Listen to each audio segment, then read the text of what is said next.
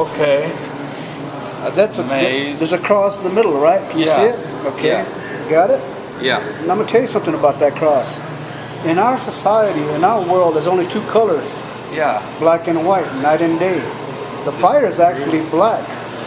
What gives the colors are these hue colors of yellow, blue, purple, orange, whatever, gives us hue, is actually the oxygen in our world that gives us the colors, but it's black. Black fire? Black fire. There's a band called Black Fire. It's based in Flagstaff. It's an organization, a grassroots organization that started out that's saving the peaks here. See what they're doing is they're setting up piss water up on top of this mountain over here, and to make artificial snow, right? Yeah. And they've done that also in several other places. The Vatican came up. The Catholicism came up from the south this way to our homelands, and the Vatican itself took something from our homelands, took it to their archives, and it still sits there. There's shields, there's medicine fans, there's sacred stones, there's bundles. And they used it for their own stuff. And they're just there. They're just cataloged in there. What my grandparents did way back when in the 30s and prior before then, they were going over there to make a claim, but it didn't come to fruition at all. What happened was they did retrieve the articles, but what happened, Smithsonian Institute took most of them, and they scattered them all over. So they're cataloged in a different tribal, catalog. That's ridiculous. When it comes down to the Vatican, I have a strong, feeling about the Vatican. See, years back, there's two sacred mountains in Arizona. One is Mount Graham, which is right south of Sapphire, that's Apache country. The other one is Keo country, right by Tucson. It's called Mount Barbara Kibri, which is called Kitt Peak. Both have two observatories, which the Vatican is very inquisitive about expanding. They've got the money to do that. What we're saying is, why do they want to work in conjunction with the universities to have this exploratory study done, to have a big, huge telescope done up there? Why are they so curious about what's up there? I said, when we as Native people have known all along what's up there.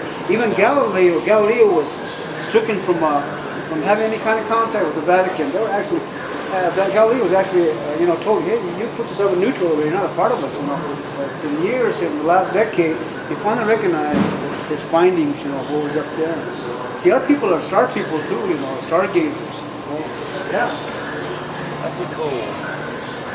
But where did the Hopi come from? Which mountain in the Grands? The south? The Hopis are part of the south. The southern bands from Aztec, Mayans, my tribe, Qualipi, Supai. See, there's 22 tribes in Arizona. New Mexico has 21 tribes. Okay. California has several more. But to think, we're in the final frontier. I was just talking to this lady here earlier about being annihilated. There's a 2-mile corridor that's already projected for exploratory studies by the government, the Civil Defense Commission, the energy company, to explore studies here in extracting uranium for what? To build a big bomb, right? This top great yellow cake right here. You're talking about a beautiful country. It looks nice, right? It looks beautiful. But underneath us right here is contaminated. I've never seen so much deformity till I came to this stupid city. There's so much deformity. Hip dysplasia, cleft palates, and albinoism, pigmentation of the skin and whatnot. Okay, and I wonder what causes that chemical imbalance in the system and whatnot. Perhaps so, but what it comes down to is this here. Like I pointed out, the CIA has been a part of several groups here. And a matter of fact, right off the coast of Rhode Island, there was a place called Plum Island, which is a lab site for exploratory studies on animals and whatnot, research projects and whatnot. Well, they were also doing that with humans. They've been doing it for a long time. And one of the main persons that actually implemented the program called Plum Island, his name was Krauss.